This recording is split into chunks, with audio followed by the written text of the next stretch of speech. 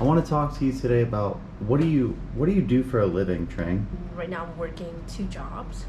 I'm working as a teacher, and I'm also working as an interpreter. What do you teach? I teach English. And who do you teach English to? I teach English mostly to adults or young adults. So, high school students, university students, or people who are already in the workforce. How often do you do that? Right now, I'm only teaching part time. So I guess I teach like 20 hours a month. Is that online or offline? So I'm teaching mostly online. I work for some small English center. So I work offline for them like twice a week or something.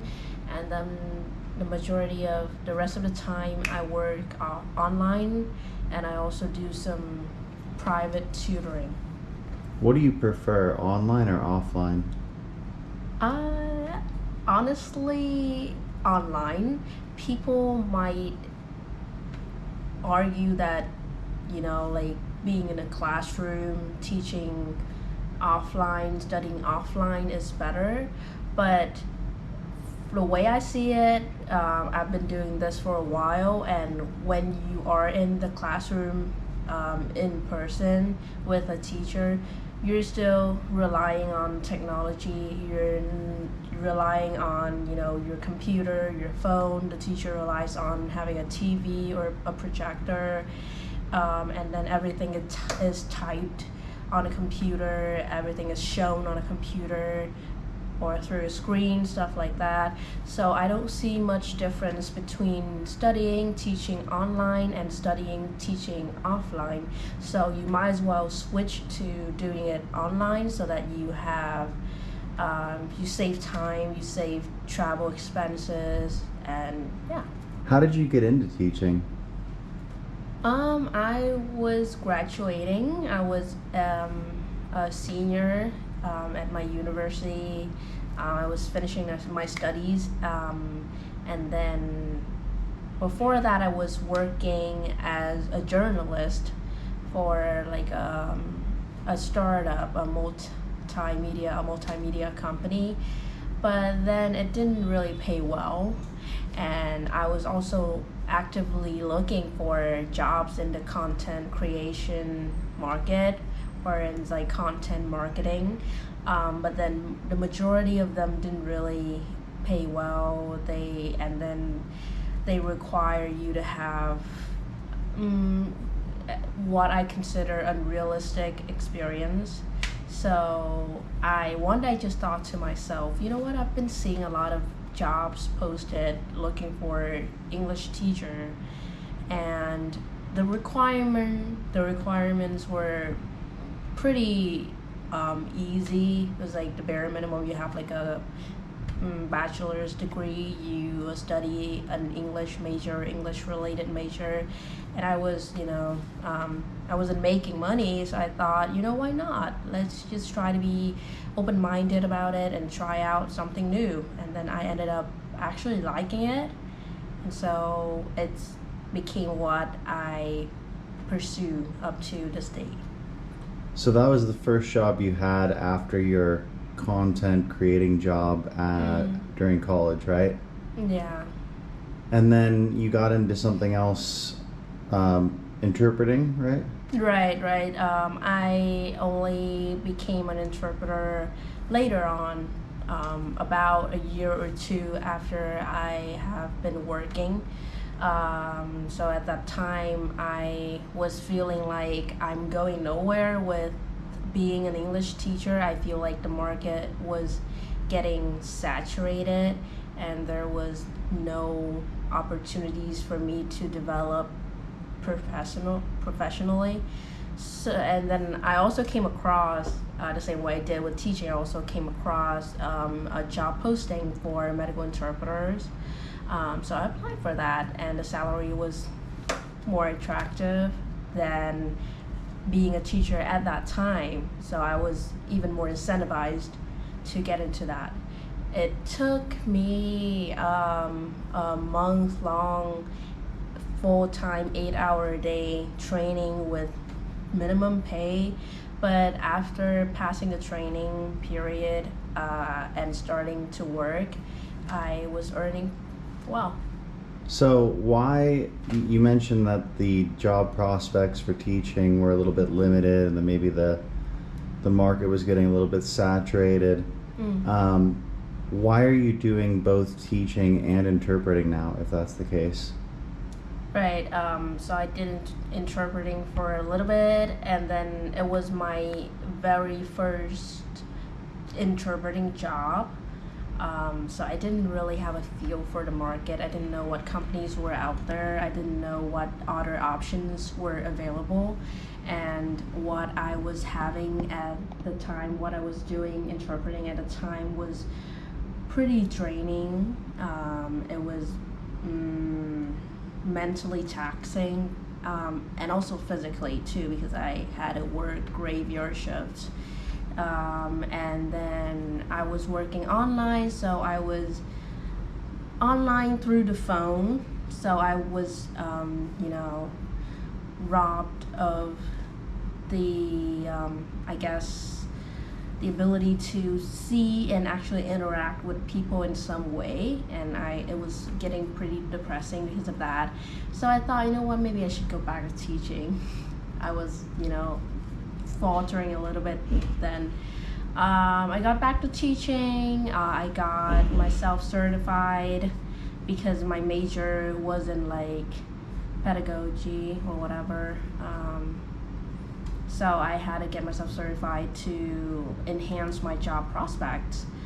And then I thought to myself, you know what, I already gained or acquired this skill as an interpreter. I also think, besides the nature of taking phone calls, besides that, I also thought that it was interesting,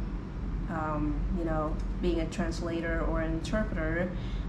The job itself was interesting, so I thought, why not do both? Because I like teaching, I like interacting with people, and then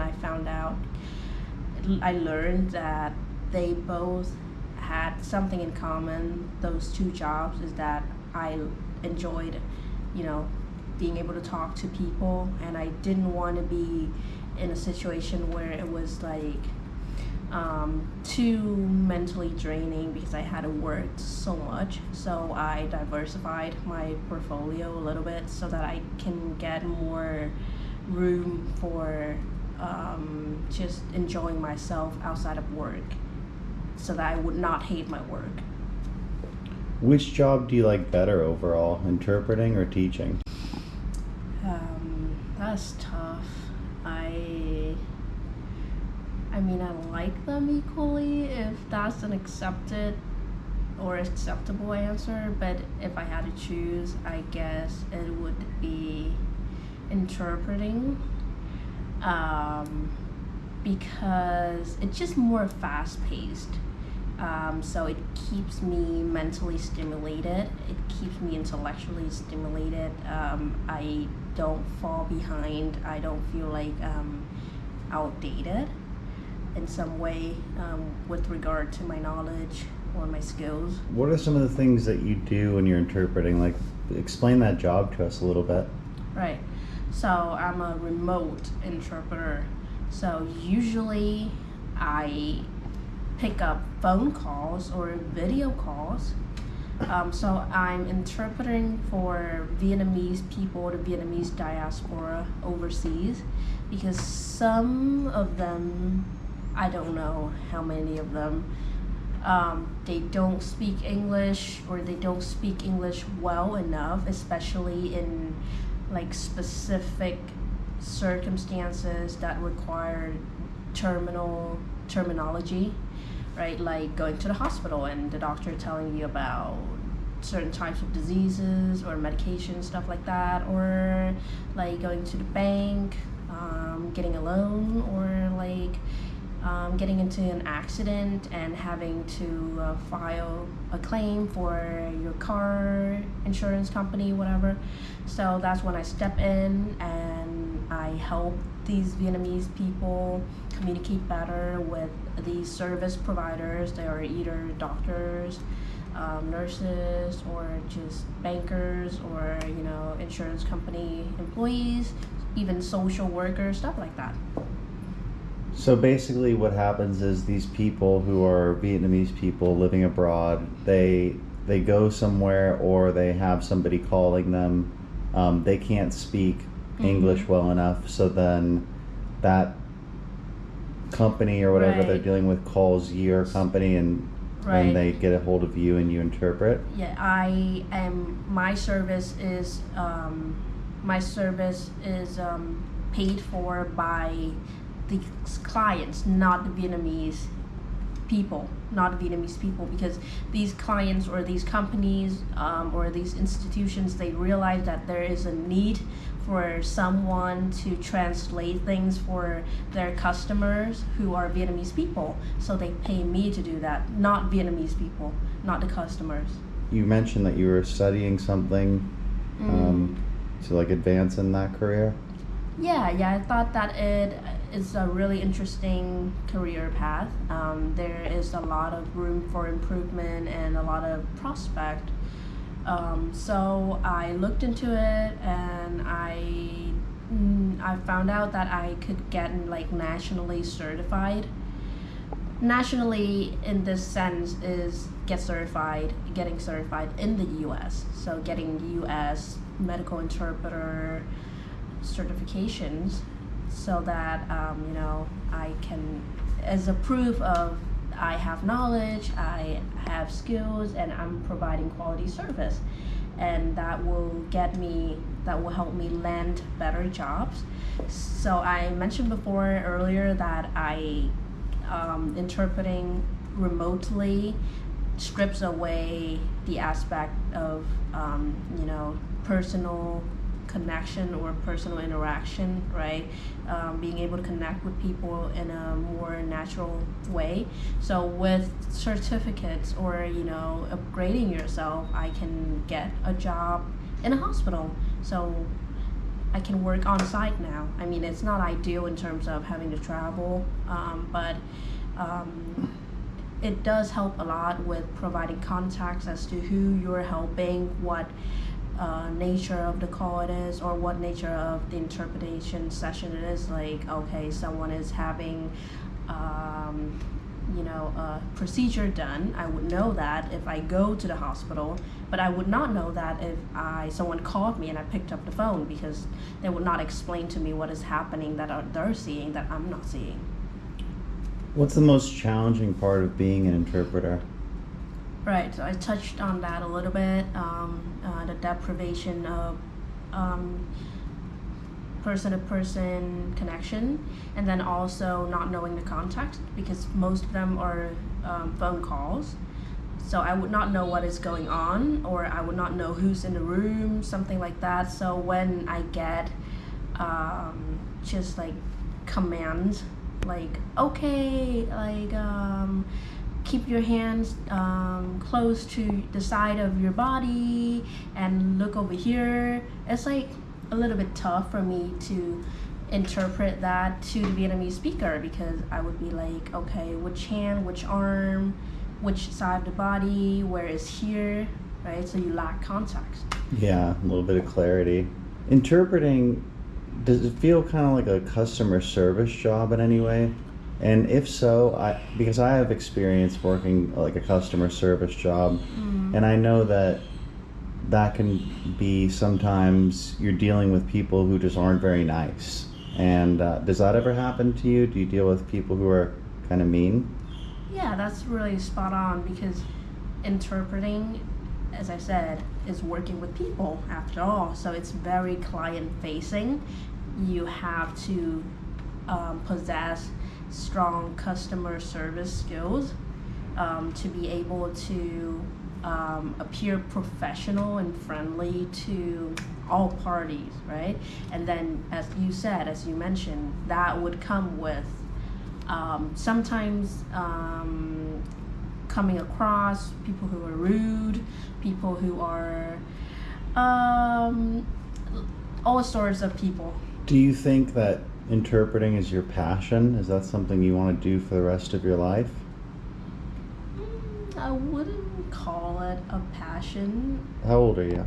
I'm turning 24, you know, from time to time, or when that issue was first raised, I was feeling quite hopeless about it, that I don't really have a purpose. I tend to do it career-wise, right? I tend to find jobs that align with my skill sets, but I don't really have a, you know, I can't find a word for it. I don't really have A passion? a passion, or yeah, at least like a sense of what I want to do. I think that's totally fine, Trang. I think, you know, at your age, a lot of people would feel the same way. That, and there's probably a lot of 50-year-olds that don't know what their Right. passion is. So I don't think there's anything wrong with not knowing that, or, you know, being motivated by money. I think if you asked anyone, would you like to work less and have more money, almost everyone would say yes to that question. So Yeah. nothing wrong with that. But at least I'm thankful because I do have the opportunity to try new things, to at least not be stuck in something that I don't like, or something that makes me complacent. I still have the opportunity to find out what I might like. Sure, you have a lot of time left. You're very young. Speaking of time, how much time do you spend working per week? And how does that break up in terms of like teaching and interpreting?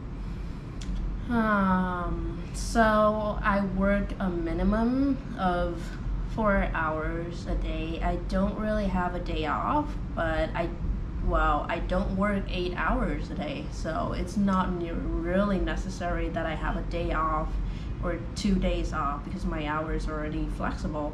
So minimum 4 hours a day. Sometimes I work 6, sometimes I work very rarely 8 hours, and then the rest of the time that I have is dedicated to just self-improvement, studying, or trying to improve myself and not be lazy.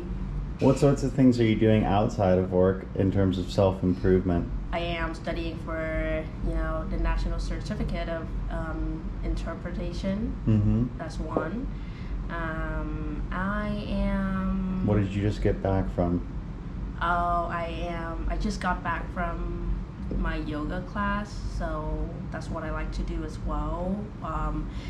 I don't like going to the gym or just going out for a jog, because it's not mentally stimulating enough for me, and to the point where I can make that a hobby or something that is consistent.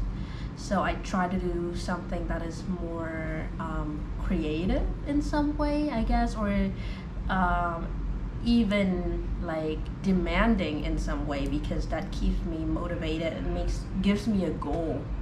So before I was going to yoga classes too, but it was just yoga classes. You don't work with equipments or something like that. You don't have like more advanced things to do in the class. So I was getting bored of that. So I upgraded my gym membership a little bit, and so now I'm doing entertaining things. Which job is more challenging, interpreting or teaching? Interpreting is when you get to a certain, it's like a learning curve in interpreting. When you get to a certain point, it gets really easy. But for teaching, I think it's overall more challenging, because it is constantly changing. You're having to constantly adapt to new teaching techniques and methods. You're coming into contact with a more diverse range of people. So teaching. And then also, you know, you You are talking to people who are proficient in Vietnamese and in English when you're interpreting, but then you're teaching or you're working with someone who's struggling in a language, and there is a learning curve that you want to help them achieve. So that's harder, I think. What's the best moment you ever had as a teacher? I would say that overall, when I see that my students are enjoying or at least focused or at least determined, whatever you call it, and they actually pay attention, they are genuinely interested, they ask questions, they do their homework, and you see their improvement, it gives you kind of like an adrenaline rush, honestly. What's the best moment you ever had as an interpreter, or what was your favorite moment as an interpreter? Being able to really localize. What I like about it is that I'm not required to do that. I mean, it's kind of implied, but that's where you draw the line between someone who's a good interpreter and someone who's not really good and just doing the bare minimum in their job, which is you're localizing the language, because languages are also not different only like semantically, they're also different culturally. So when you are able to convey a message from one language to another, carrying all the cultural context or adapting to the target language cultural context. Give us a specific story about one interpreting call you had where you felt like that was a really good one. I get calls where people are old, and when they're old and they live in the US as well, they don't really interact with a lot of Vietnamese speaking people who are updating them with new vocabulary, new, Vietnamese terms, slang, stuff like that, because language evolves, that. And they're old too, so they use old language. The triumphant moment would be able to, and because they're old, they don't really get, I don't mean to be condescending, but they don't really get medical contacts, or they don't understand how things work, processes and stuff like that, especially in the US. So it would be triumphant. It is really triumphant for me whenever I can still keep the spirit of what the provider said in English, but make that into something where it is relevant to an old person, where they can understand that. It's like talking to my mom or even talking to my grandma and explaining things in a way that can help my grandma actually understand it, because lots of things that old people are falling behind technologically and in other aspects as well, so keeping them relevant. What advice would you give? So we'll do this in two parts, about interpreting and teaching. What advice would you give to someone who wanted to be a teacher? Just touch up on your knowledge first. You can't, I know that it's one thing to be proficient yourself and it's another thing to help someone become proficient, but at least touch up on your knowledge and make yourself relevant language wise and also skill wise first. And then you need to have a love for teaching, so being patient is the first and foremost thing, because you're dealing with people who are learning, you're not dealing with people who are already proficient. Be patient and be adaptive, be creative as to you can't be teaching people the same thing over and over again. You can't be teaching different people the same things, because that will soon become irrelevant. And then be adaptive, because you will come across the people from all walks of life, so be ready for that. Be ready for also the customer service side of it. What advice would you give to someone who wanted to be an interpreter? Oh, definitely try to be more fluent in English. if you're not really fluent, I mean, I don't mean to be mean, but it's probably best that you touch up on your English first, as I said, with teaching. But it's like even more crucial that when you're interpreting, you have to be really, really fluent. Do you think most interpreters here in Vietnam are as fluent in English as you are? I'd like to think I'm the bare minimum of English fluency, but I've seen people who are less fluent being interpreters, and I don't think that is really wise, because I think that is just wasting other people's time, and you're potentially misinterpreting messages, because if you're not proficient enough in a language, you also don't really understand the cultural context, because as I said, those two are linked, very closely linked, and that would lead to, I don't know, disastrous moments where you don't understand what the provider is saying or what the client is saying, and then you're also mistranslating that to the Vietnamese speaker or vice versa. You have a YouTube channel, and you seem to enjoy doing that. I think I've watched some of your videos. They're really great. I think a lot of people who watch this channel, they've watched them and they think they're really great too. Thank you, guys. Is that something you're going to continue doing? Because I know you've taken quite a long break from it. I am relatively new to YouTubing, so there are a lot of things that I'm trying to figure out, the logistics of it, how to do things more efficiently. It's a lot, so I think it's spooked me out a little bit. I got a little bit stressed about it, but I think it's just a matter of not trying to be perfect. I mean, strive for perfection, but if you always want to be perfect 10 out of 10 with everything you do, that's not going to happen, and it's just going to impede your progress of improvement. So I need to do some personal work on that, but I definitely have a lot of videos in store, at least like 5 of them, and I'll get over my own shadows. I know, I have a little tongue twister I created for that. I said, pursuing perfection paralyzes progress. Pursuing perfection paralyzes progress. Yeah. You like that? Pursuing perfection paralyzes progress. That's very concise. Yeah, they're all P's. 4 P's. Do you think being a content creator, being a YouTuber, is a legitimate job? Totally. It takes a set of skill that is very diverse. You need to be able to market yourself, right? So that requires what? Marketing. You need to be able to edit videos and edit images, so that's editing, right? And you get better and better with that, so that's really professional. You're appearing live on camera, not in real time, but live, right? So it takes a lot of,